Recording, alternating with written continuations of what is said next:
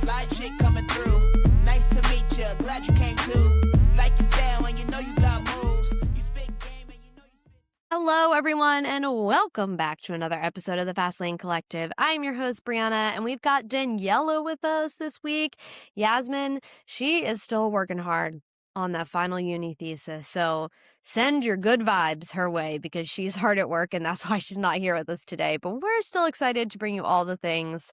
F1, there was a lot of news that came out this week right before the Miami Grand Prix, which is going to happen next week, which we're very excited about. But first of all, before we jump into all of that, Daniella, how are you doing? How is your week? Are you excited for the week leading up here? I know you'll be traveling again. Yes, I've been away for the past week. So I've been visiting uni friends. I went back home for a bit. And then, today we're filming this is Sunday and I got back today. But I fly out to Berlin Wednesday morning, ready for the Berlin E-Prix race weekend. So yeah, it's quite hectic at the moment. I kind of going like here, there and everywhere. But I'm very much looking forward to this week. And I'm hoping that one day we'll do a whole episode about what it is I actually do on a race week for Formula E.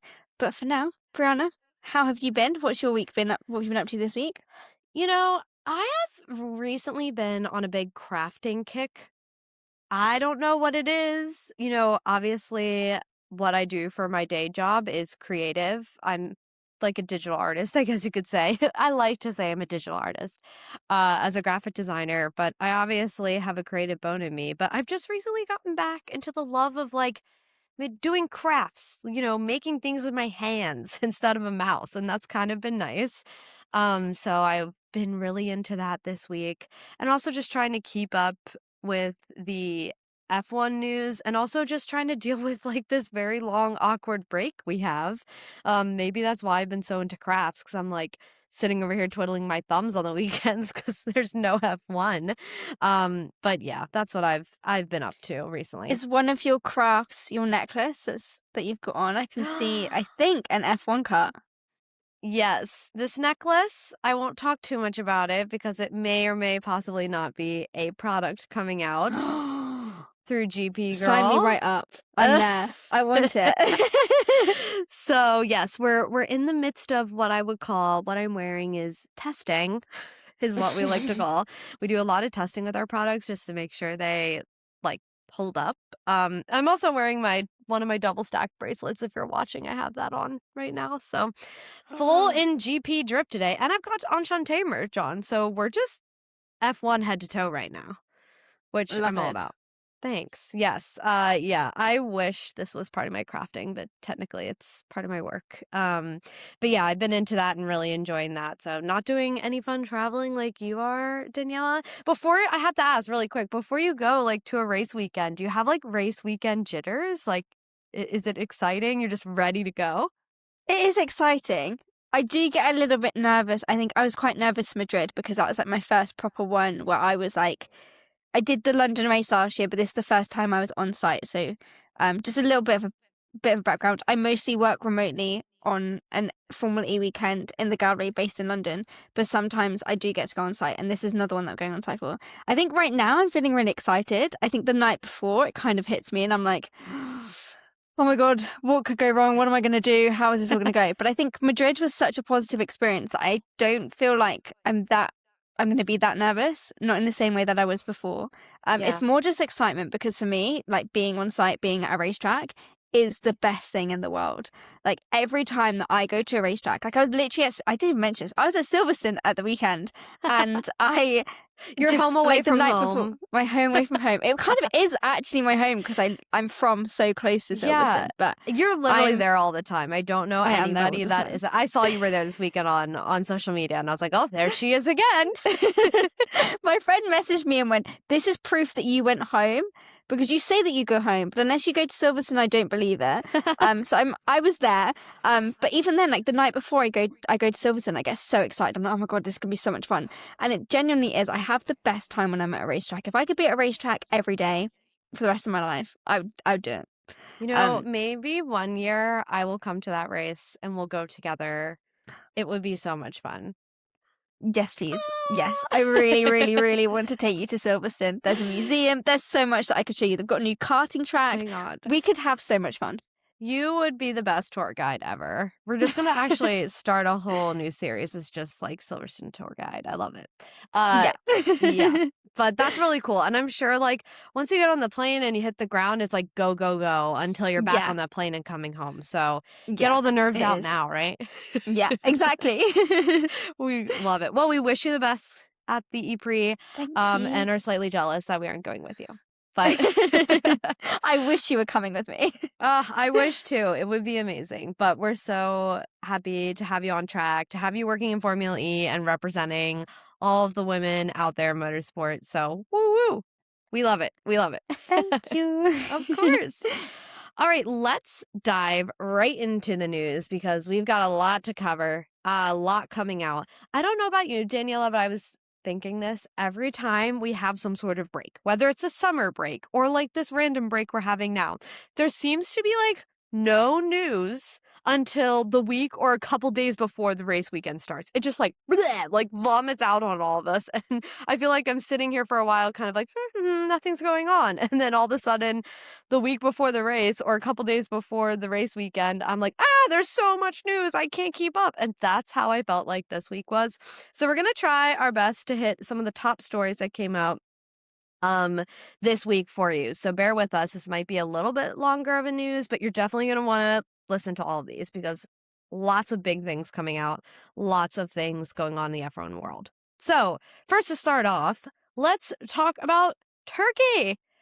The Turkish Grand Prix is making a return starting in 2027. They have signed a 5-year race contract.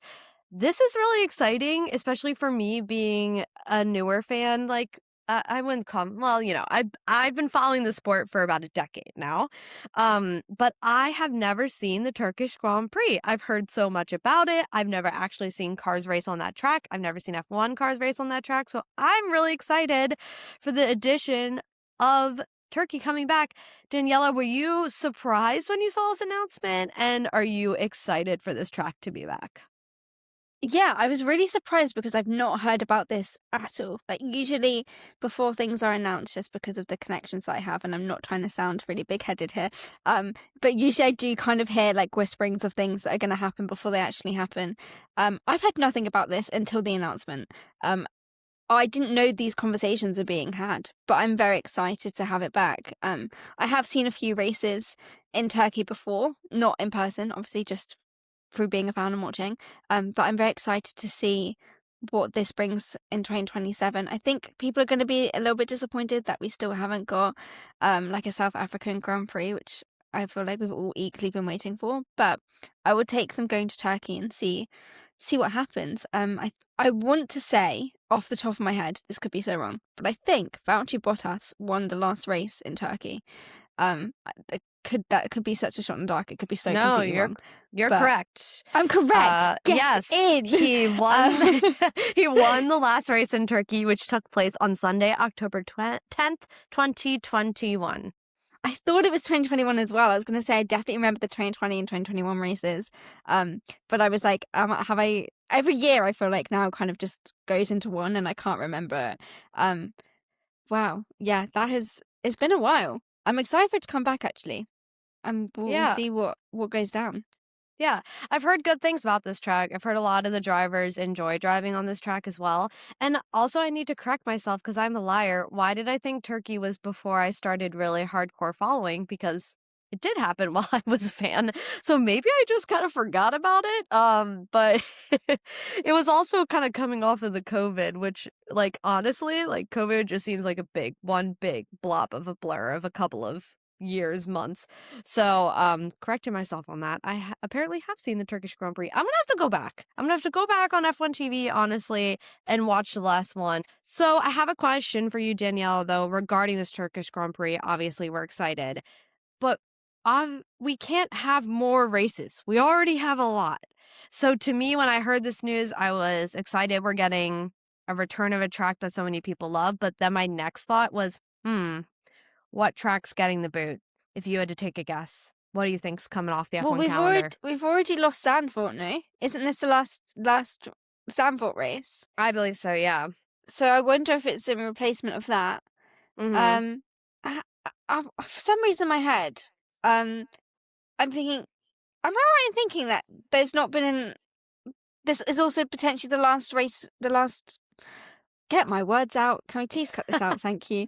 Yep. Can Do you you want me ask to me the question again? Yeah. Okay, hold on. We're gonna cut 9:22 You're gonna laugh all the why way in a second. to 11. Okay, Daniela, when I saw that they were adding the Turkish Grand Prix, obviously we're very excited about it. I was happy about it too. But it made me think, what other race might be getting the boot that Turkey is going to replace? Obviously, there's a couple races we know already that are coming off the calendar. But what other racetrack do you think could get the boot for So I this? think it could be in replacement of Zandvoort, because as we know, this is the last season that we've got with Zandvoort on the calendar. But I don't know if I'm thinking of this if I've thought of this correctly. So please correct me if I am wrong. Mm-hmm.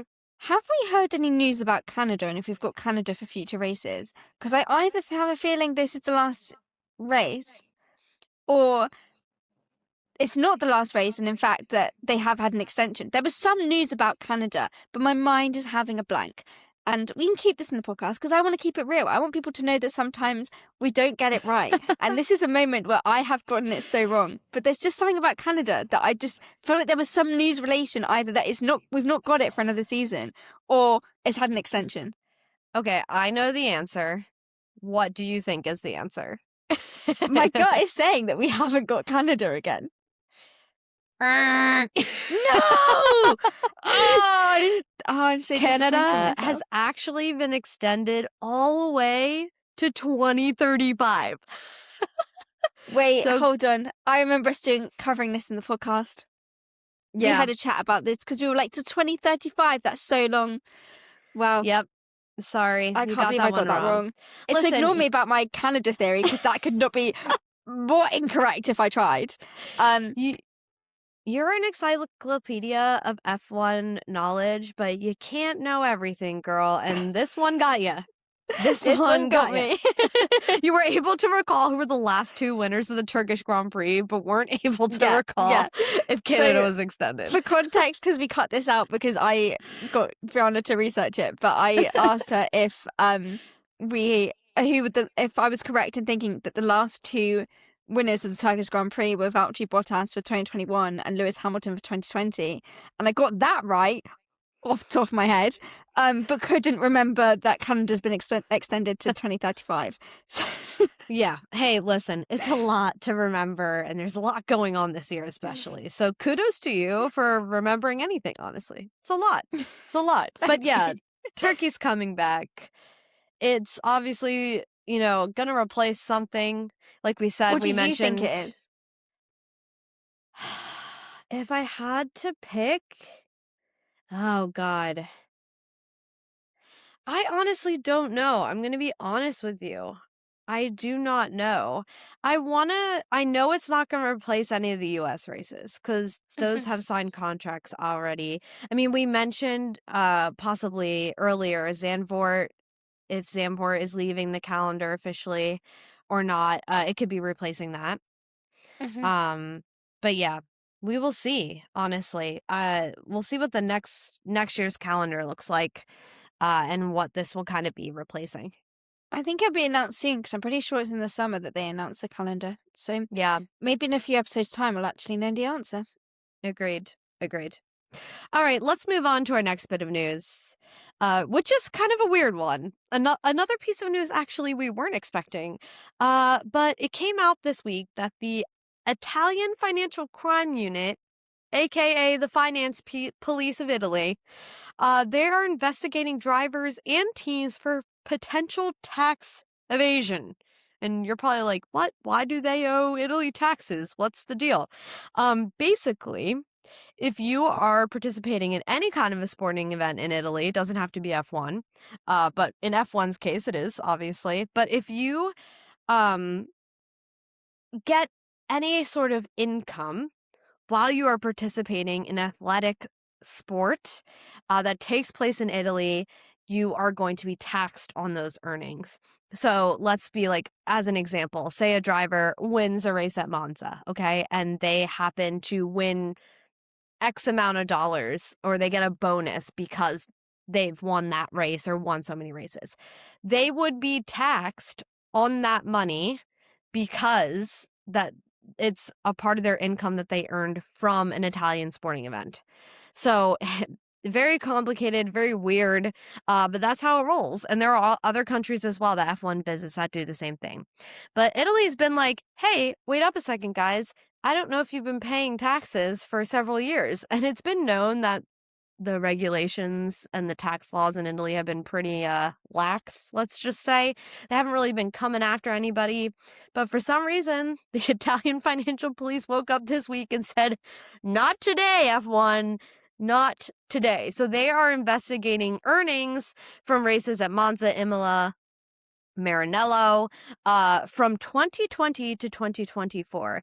And that could be a real big chunk of money that some of these teams and drivers owe. Daniella, this is like the business side of Formula One, I guess you could say, that we don't often hear about that much. But what an interesting little bit of investigation. As a fan, do you even care about this? Is what I'm asking, basically. Well, part of me does care because I find it quite funny. The other part of me is like, well, even if they get fined, is it really going to make much difference to them and their lives? Yeah. Probably not. Because I think I read that if they owe more than £50,000, then, or it might have been $50,000, I can't remember, or even it could have been euros. Who knows? Some sort of currency. That then they would then have a severe fine. But I'm like, what does that? I think that was the wording that they used. Like, what does that even mean? Like, what is that? Like, what is that for them? Is it literally just like a tiny little dent in the pot, or is it like actually like? Does it actually have legs? Like, is it actually going to hurt them, or is it literally just like a tiny scratch? But for us, it'd probably be the most terrifying sum of money ever. But to them, they'd probably be like, oh, okay. Oh, of course. This kind of reminds me of when drivers get fined for certain things. And they're like, oh, $10,000. It's like, that is nothing to them. That is pennies. And also the fact that this is a government thing, I feel like this is going to move so incredibly slowly. And knowing how lax that they have been over the past several years about these tax regulations, they'll probably just be like, hey guys, so we used our calculator and found out that you owe us this much. But if you pay us this fee, like this flat fee, we'll be good. I feel like that's what's going to happen. I would not be surprised, if we don't hear about this situation ever again.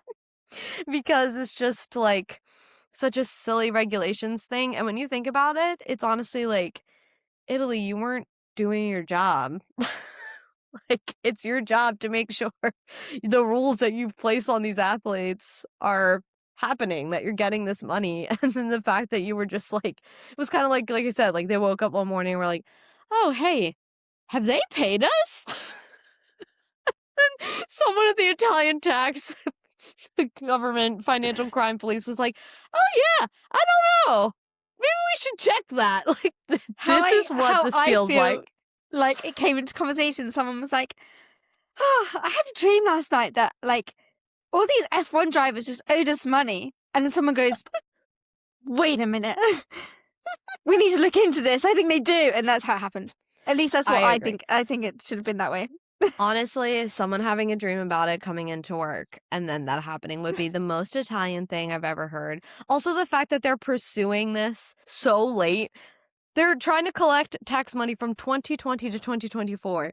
It is 2026. And they finally were like, oh, we should probably pay attention to that and probably get that money. Is the most Italian thing I've ever seen in my life. They were like, hey guys, so since we finally decided to like pay attention to this law we put in place, we're just going to figure this out now. Like, thanks for waiting. Just hysterical, honestly. But interesting nonetheless. F1, you never know what kind of news you're going to get during the week, honestly. You just never know. From tax evasion to a returning race to Now, let's move on to, we talked about this in the past podcast about Doriane Pin Doriane Pin possibly getting a F1 test. And in that time that we've talked about it, she did. She officially did her test with Mercedes. She's the first ever woman to test a F1 Mercedes car, which is a cool bit of history that she's made. If you're wondering when was the last time a woman tested an F1 car, it actually wasn't that long ago. And it was the lovely Jessica Hawkins who tested for Aston Martin in 2023. We spoke about her in the last episode too. So if you want to know more about that, go take a listen after this one. But obviously, Daniela, I gotta ask you, as the OGW series and F1 Academy hype girl, how pumped were you about this and just seeing it unfold in front of your eyes? I was so excited. And I also got a little bit of insight because one of our producers got to go and help film some of it. And I was like, oh my God, this is the best thing in the whole world. I was freaking cool. out. So some of the cool. content that you would have seen on socials is actually filmed by the production company that I work for, which is just amazing. And I can't wait to have a proper chat with her when I next see her. But I was so excited. And I saw that Susie Wolf sent in a video to Doriane, and I literally started crying. I won't lie. I started crying, got so emotional. I was like, that was just so sweet. She was just basically talking about she knows what it's like. She's been there. She knows how hard it is for women, and Doriane's doing such a good job, and keep up the good work. And she was like, make sure you have fun. Obviously, you want to put in the fastest lap and make sure you look good for the team, but also just remember go and have fun and enjoy it. And this is beneficial for you, but also for the team to get in a little bit of extra testing, especially now that we've had this 5-6 week gap. Mm-hmm. Yeah. So I felt like it was a very special moment. And I've seen a lot of fan art of girls making and creating their own art of Doriane. And it is so sweet. F1 Academy actually posted it on socials that they'd collated all these different drawings and graphics and images. And it was I just think about it and it just melts my heart. I think we've come a long way in terms of women in motorsport. It's still such a long way to go. But even this past weekend, I said I was at Silverstone. It was British GT, GB3, GB4, Gymnastic Juniors, and Gymnastic GT. And for those who don't know, Abby Pulling races in GB3, and genuinely, she was the most in-demand person for the whole weekend. And seeing girls just head to toe in her merch, having signs up saying go Abby. I saw this girl with a British flag that said pulling on the back. People were cheering for her. And I was like, a few years ago, people wouldn't have even known her name. People wouldn't have even known that there were women in this field. And we've come such a long way. Seeing Doriane Pin, current F1 Academy champion, get to drive an F1 car. What? This is so incredible, and it just makes me such a happy and passionate fan, even more so than I already am, getting to see the changes that are growing in the sport. And I said this in the last episode, but I think Doriane's very fortunate to have Toto on her side when he has seen the struggles that Susie has gone through to become to be a female racing driver. And he speaks about this a lot in interviews. If you ask him who's your role model, who do you look up to, who's your inspiration, he will say my wife Susie, because she has had it so hard being a female racing driver. He understands what it is like, and now he is deciding to change the way that women are perceived in this sport. He's giving them the opportunities, and I just can't get over it. It was such an incredible thing to witness. Yeah, it really was too. I agree with you. I had the same chills watching her get in that car and do her laps. And as a fan, I was like, man, I just want you to have fun. Of course, I also want her to succeed and do a good job. But I was like, girl, take this all in. Soak it all in, because you don't know when you're going to get another chance. No driver knows. Every time they get in that car could be possibly the last time they get in that car. And so I was just so happy for her. But also, I mean, we've talked a lot on the last episode, and you mentioned in this one, the support that she's getting from Susie and Toto Wolff means a lot. And obviously, those two individuals are huge champions of female athletes in sports, especially in motorsport. But I think the fact that Doriane was able to get this test is also a testament to F1 Academy and what they're doing. And in the short time that they've been out here in the world, they've been able to, like you said, Abby Pulling, former champion, that is just like out there making a huge difference. Now we have Doriane Pin, who's doing an F1 test. Like it just keeps building, and that is really encouraging to see, because I know we have spoken a lot about, especially when F1 Academy came out, there we had a lot of worries that, like, is anybody going to care, and is this going to flop just like W Series did? Yeah, the thing that we had, and I remember us talking about this in the first year that we did the podcast together, was that when F1 Academy started, you couldn't go as a fan to watch it. It wasn't televised. You couldn't really support the championship because you didn't really know what was going. The only thing you had access to was lap times. That was it. And looking at how far that has come to now, like Marta Garcia was the first F1 Academy champion, and I feel like she wasn't supported in the same way that the drivers who win now, because that support wasn't there from the fans. It wasn't there from F1 themselves. It's before F1 teams were involved. And sponsors as well. There was not the same level of sponsors that you have now. Like Tommy Hilfiger, Charlotte Tilbury, that didn't exist in the first season. So already we have seen such a massive change in the last 3-4 seasons. We're now into the 4th season, but we've had 3 champions. And the way that this championship has grown is incredible. It's done all of the right things. I remember at first, Brianna, we used to be so worried about how they were marketing it. Like their brand design, every little element of F1 Academy we were unsure about. And this comes from, like, genuinely, I was the biggest W Series fan. And I will take that title to my grave, because I have not met anybody else who cared as much about W Series as I did. And I was gutted, like genuinely heartbroken when that went into administration, because I thought, this is a step backwards. We're going to lose out on stuff. We're not going to see women succeed. And then F1 Academy came in, and it has changed the game. To see that many girls rooting for a female driver, they now have that role model. These role models exist that those girls who are now in this position didn't have when they were younger, when they were starting out karting. Yeah. And now that these role models are out there showing them, you can one day drive an F1 car, because Doriane Pin has just done that. And I know it's not in a race setting, but that is an achievement in itself. Just being there in a car, in a private testing for Mercedes, that's all of their dreams. And she's done that. Yeah, it's amazing. And to be honest, like, just thinking about women's sports in general, I feel like it's really having a moment right now. Just seeing how women's sports in the United States is going. I mentioned here before in the last podcast that I attend and am a supporter of the Boston Fleet, which is part of the Women's Professional Hockey League here in the United States. And we were at their last regular season game last night.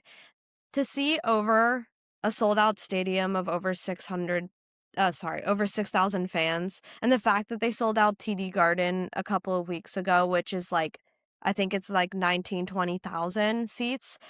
I think women's sports is just having its moment right now. We have the WNBA. Obviously, we have women's soccer that's really gaining a lot. Even here in the U.S., Boston just started their first professional women's soccer team.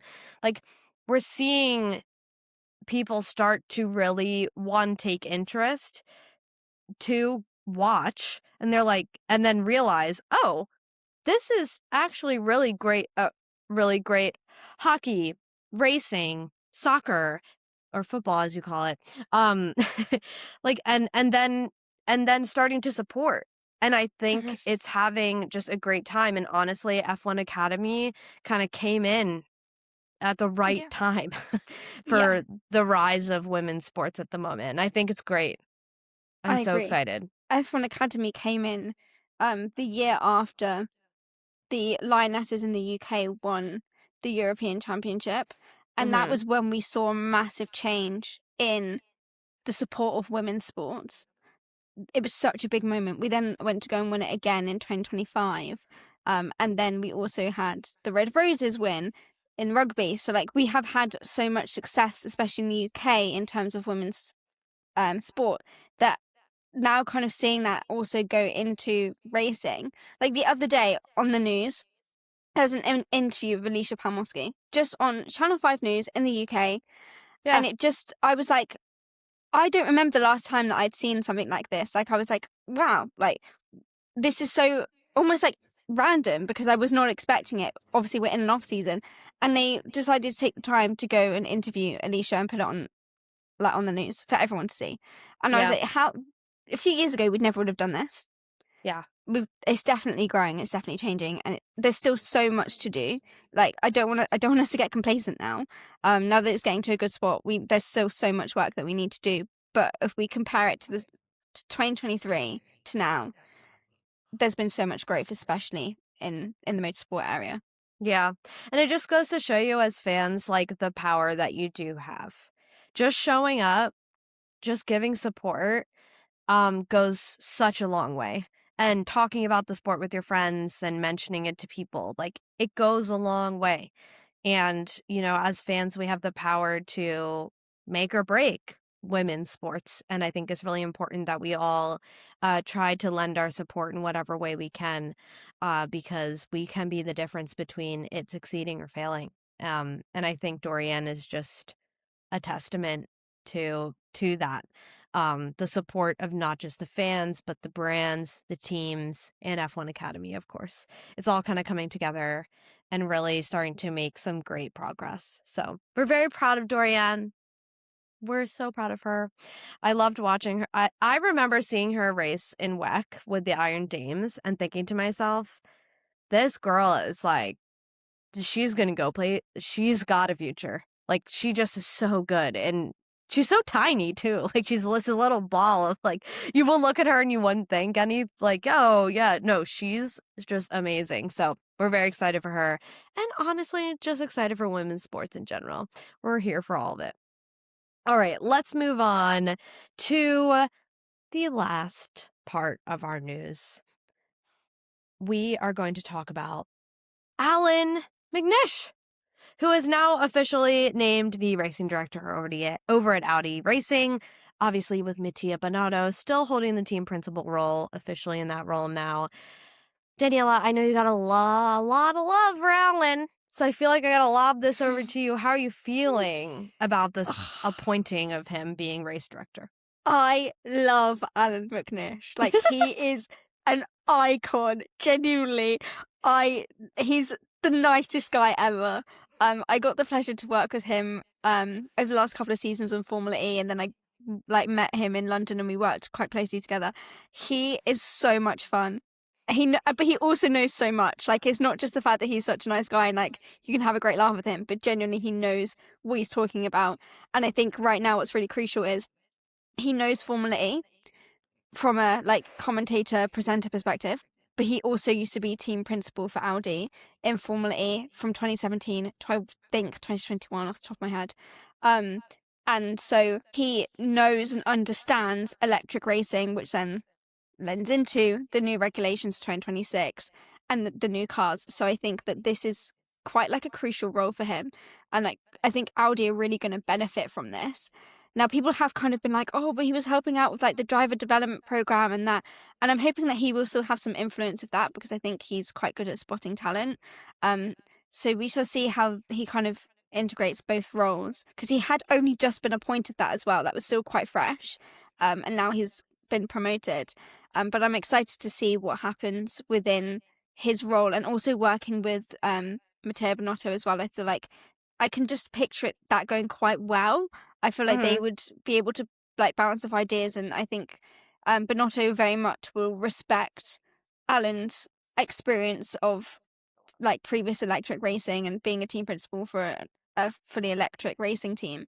But also like a credit to Alan as well is that he is an ex-F1 driver. He raced in 2002 for Toyota. He's done so much. He's been 24-hour Le Mans champion a couple of times, I think maybe 3 times.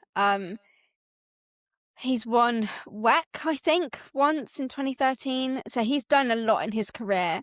Yeah. And obviously, Binotto's been team principal in F1 in recent years as well. So I think the pairing of them two together is hopefully going to really elevate the Audi team. So that I'm quite excited to see what happens for the rest of the season for them. I don't think they've had like a disastrous start. Like they've actually done better for me than I was expecting them to. So I hope that they can kind of continue that after Jonathan Wheatley departed the team back in March. Yeah.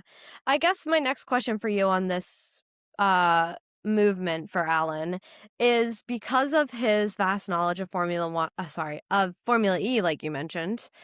Do you think this could be the beginnings of us seeing possibly a Formula E driver be considered to come back into Formula One? Obviously, the last time that happened, it didn't work out so well. Nick DeVries. So what do you think the likelihood of that possibly happening now that Alan is in this position? I'm going to be honest and say I don't think it's going to happen. I think that teams that are getting Formula E drivers involved are definitely benefiting from that because they do understand this style of racing. They have been doing this for a few years, so they know what's going on. So I think that if anything was to happen, he might bring someone in, maybe as a development driver or reserve driver, to support the team from that element. But I don't think we're going to see a Formula E driver step over to Formula One. Like Nick DeVries did. Usually it's the other way around, and I would be quite shocked if that happened. But you never know. Never say never.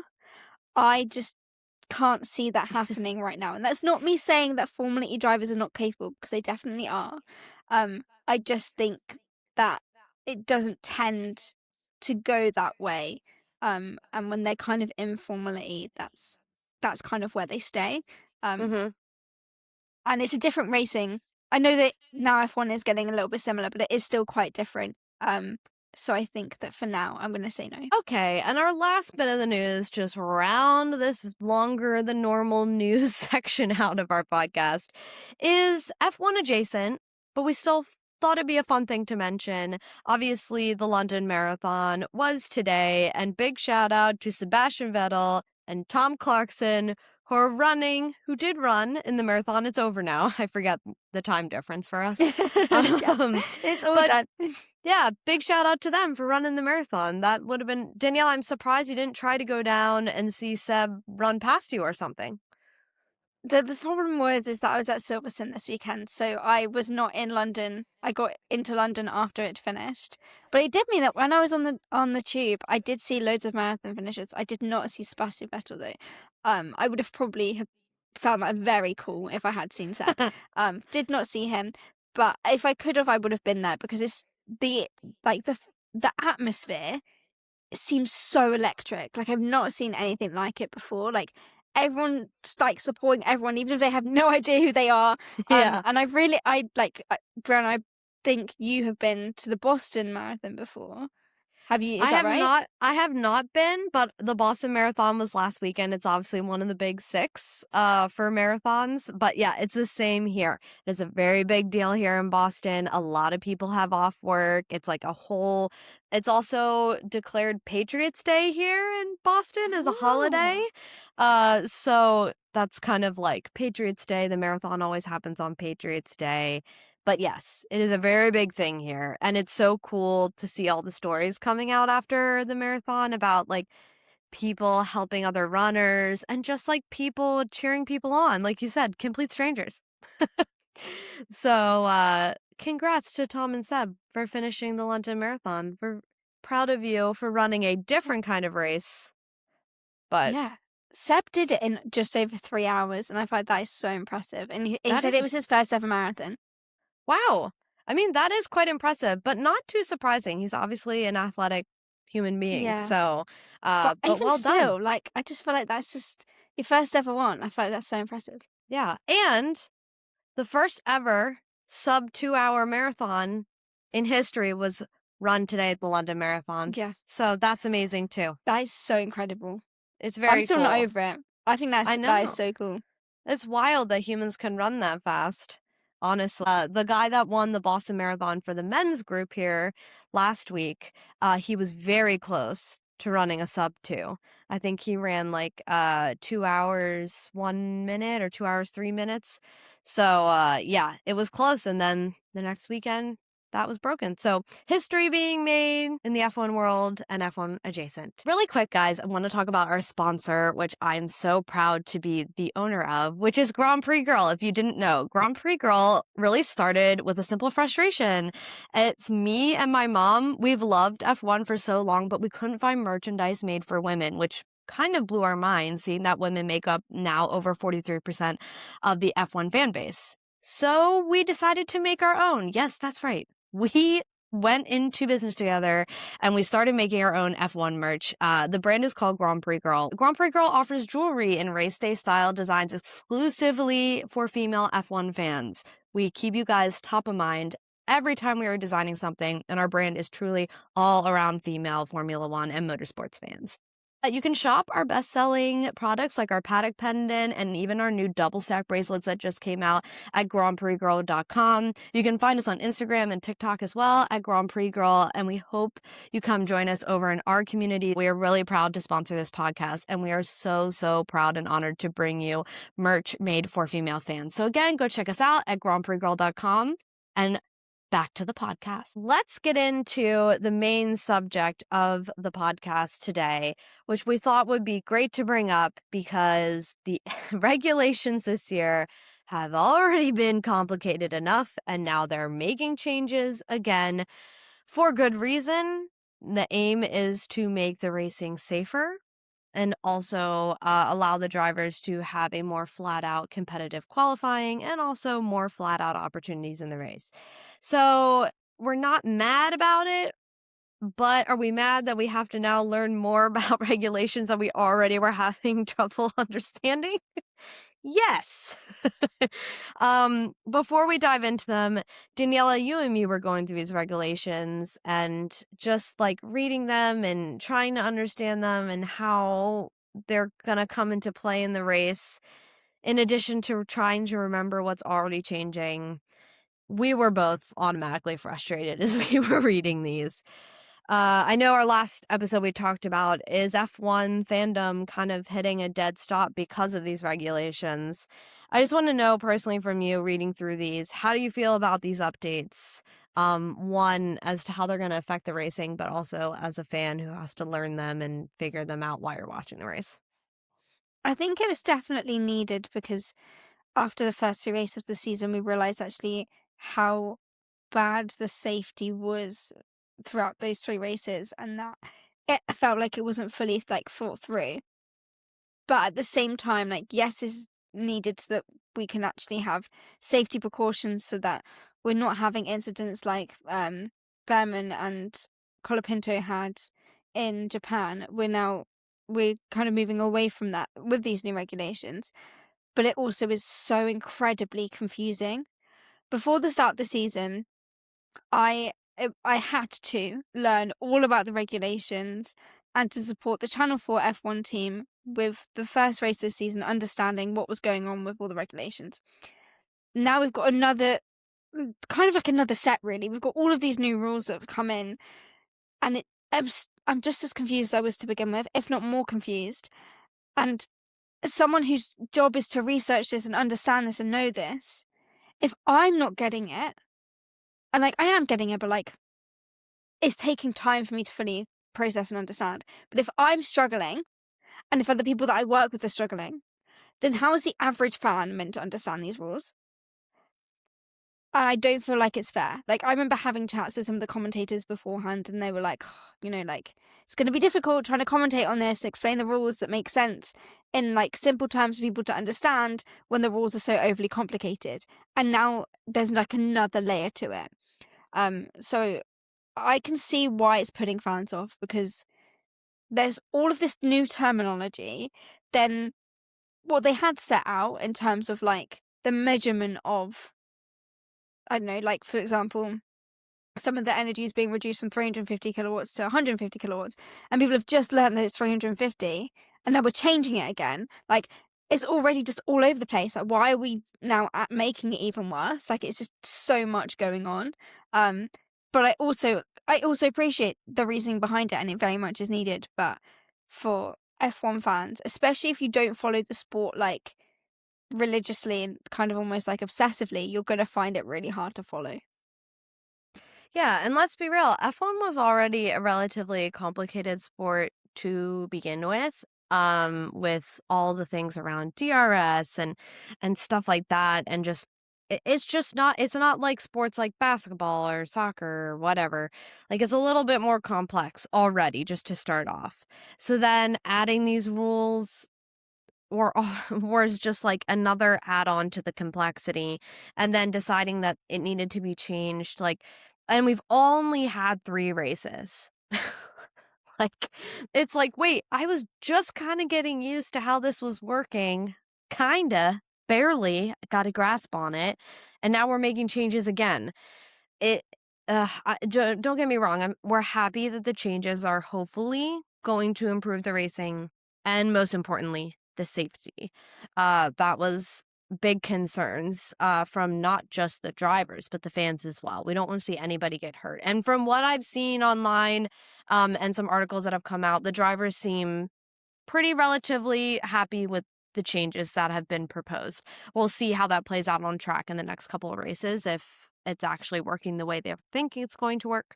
But yeah, it worries me a bit. Like, if it becomes too difficult to understand for, like you mentioned, Daniela, people like you who it's your job to understand, what's it doing to the average fan? The sport, at the end of the day, is there for enjoyment, for the drivers to enjoy racing. They love it. It's what they want to do for their profession, and for the fans to enjoy and love it. And if it's becoming too complicated and just too high level for anybody just to be able to sit and enjoy, I worry that the fan base could start to decrease, especially the younger fans.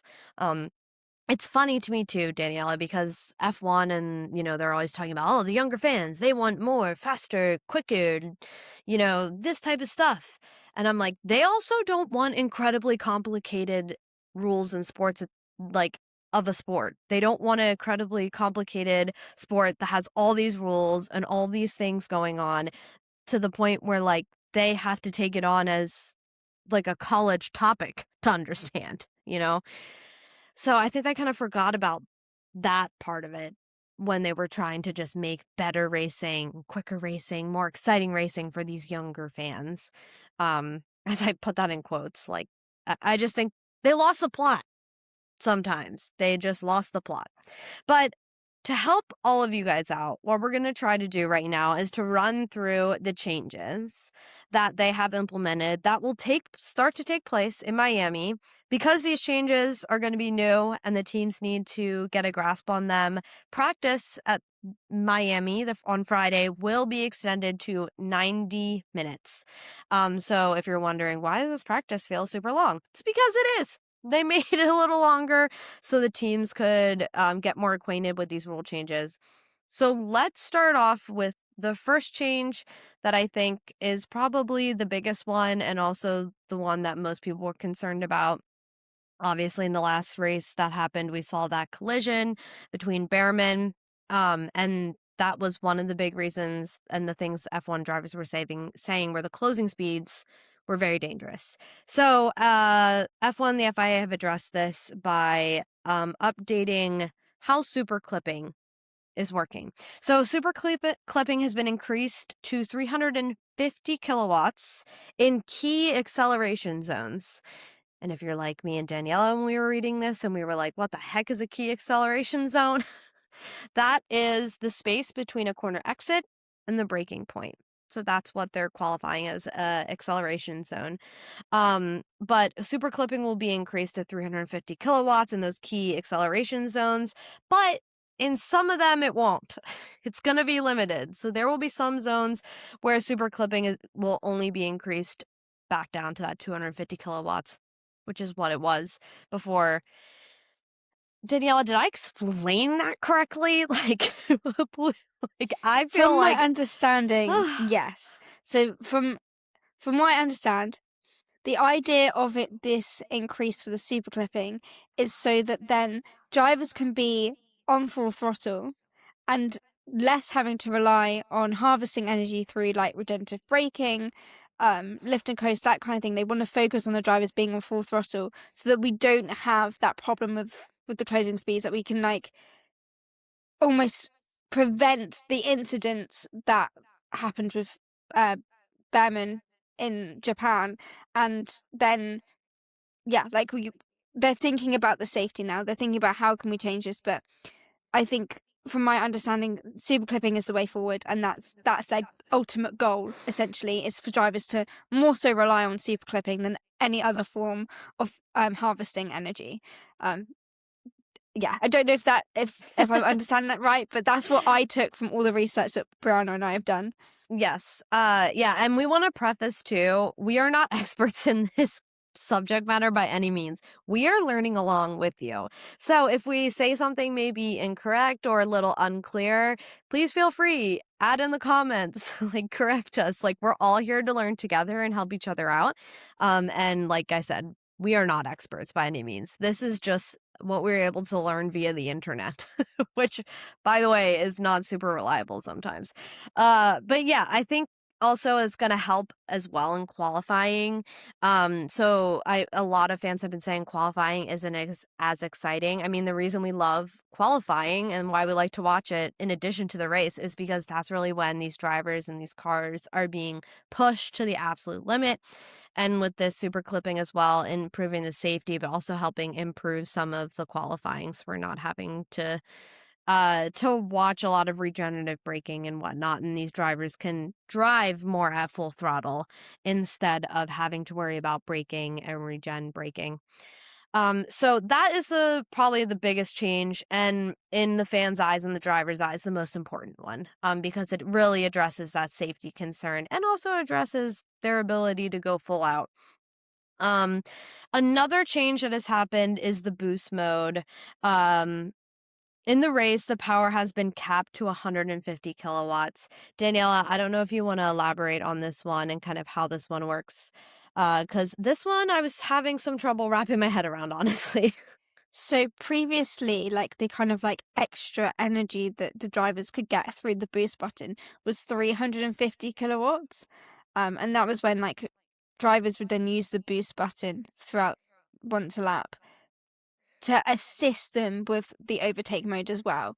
And so they've decided, rather than it being 350 kilowatts, which is similar to Formula E, they've reduced it to 150 kilowatts. Again, to prevent, drivers who are harvesting energy through regen braking, for example, and being a lot slower. Then you've got another driver who is using the boost button, who's coming past them, and then isn't able to reduce the speed quick enough to avoid contact. So I think that's their thinking behind it. And going back, sorry, Brianna, to go back on a point, but when I talked about harvesting energy earlier, they are aiming to reduce the excessive harvesting by reducing the recharge energy from 8 megajoules to 7 megajoules, which then would hopefully increase super clipping with a maximum of 2 to 4 seconds per lap. I just want to make sure that we tell you all as much information as we possibly can. This is all taken from all the research that we've done, all of these figures and facts. So I'm hoping that means that we're correct, because it's out on the internet that other people are reading. And we are taking these from like reliable motorsport channels that have been Absolutely writing articles for decades. So hopefully we are getting the right information. It's just that F1 themselves are yet to properly post an update of like what's going on, and same with the FIA. So yeah, we were getting like drips and drabs, but we wanted to make this episode ahead of Miami so that we kind of give you a sense and idea of what is going to happen and what things are going to be like going into Miami.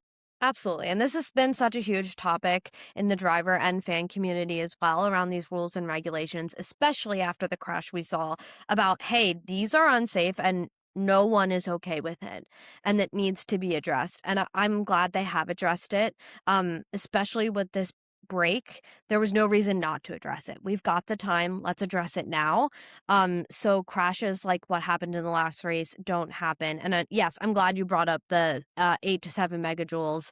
That's like to discourage the excessive harvesting and also for safety as well.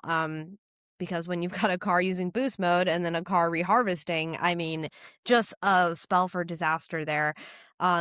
I guess my question for you with these 3 big main changes here, Daniela, is do you think these changes will actually improve the 2 big points, the racing and also the safety?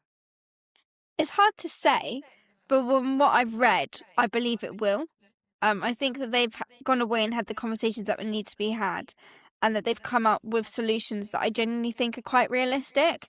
But until we see what happens in Miami, I can't really say for sure. But from what I know about these regulations and electric racing, I think that this is quite manageable, and I think it will have a big effect, especially in reducing those excessive closing speeds. I think that's the ultimate goal here, and I think that is going to have an effect. I think we aren't going to be as worried about having collisions that happened in Japan. Yeah. And specifically with the changes to the boost mode and the super clipping, do you think this will also help with some of that yo-yo effect that we have been seeing, especially in the first half of the race, until the pack starts to kind of spread out a little more? I think so, especially with the boost button. I think Mhm. that will help reduce a little bit of the yo-yoing, because I was finding that drivers would overtake and then they had used up so much energy that then they needed to harvest it kind of through regen braking or Yeah. super clipping. Most of the time, I felt like as soon as they made an overtake, they weren't really using super clipping. I felt like it was more that they were relying on going slower to save energy. But then that would lead then the driver that you've just overtaken to get you back. Yeah. So for me, that felt like a really big problem. I was like, well, we're not really getting anywhere because people are just being overtaken, but then being back overtaken, and not because of like necessarily merit. I just felt like it was just they were just relying on the fact that guy in front of them has run out of energy, and it all just felt like a little bit of a mess. So Yeah. I'm hoping that this will help with that, but I can't really say for sure until we see it in action.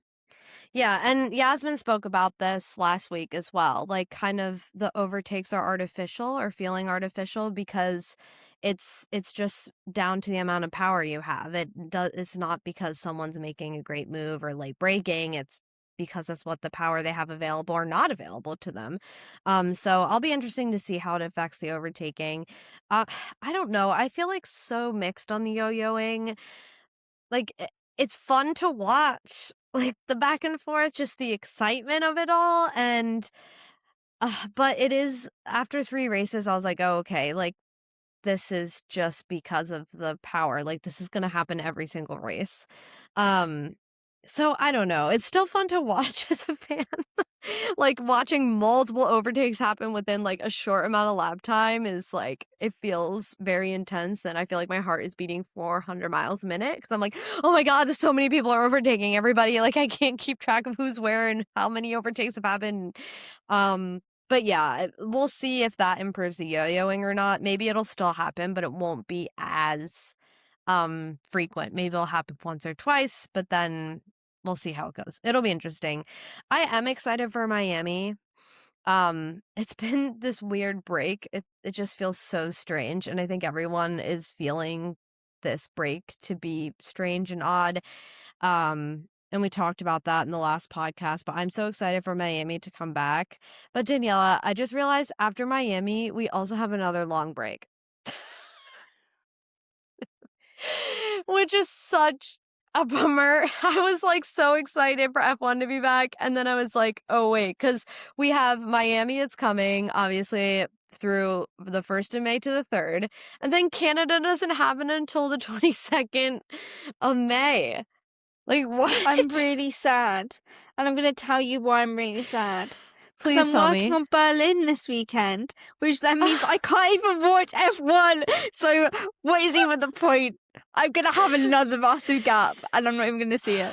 That's so crazy because also here in the US right now, I've had the NHL playoffs and the NBA playoffs happening, and now the women's PWHL is going to be moving into playoffs starting next week. So it's like we have so many other sports going on, which has been nice. I've been able to pay attention. I actually attended an NBA playoff game last week, which is nice. And but yeah, like I'm like, oh man, like thank God I've got these other things going on because F1 is just like, I'm back. It's like a big old tease.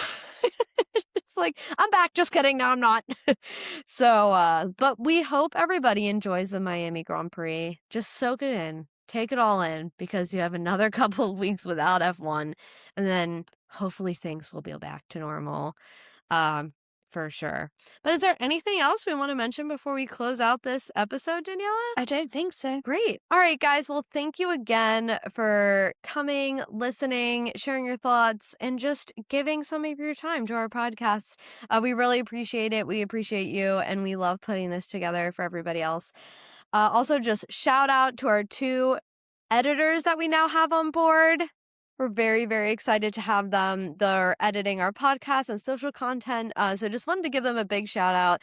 This podcast does not happen without work and with a team behind us now, which we're very excited for. So thank you guys for this amazing edit. And we will be back to talk all things Miami Grand Prix. But until then, you guys, we'll see you in the fast lane. Bye-bye. Hello, fly chick coming through. Nice to meet you, glad you came too. Like you said when you know you got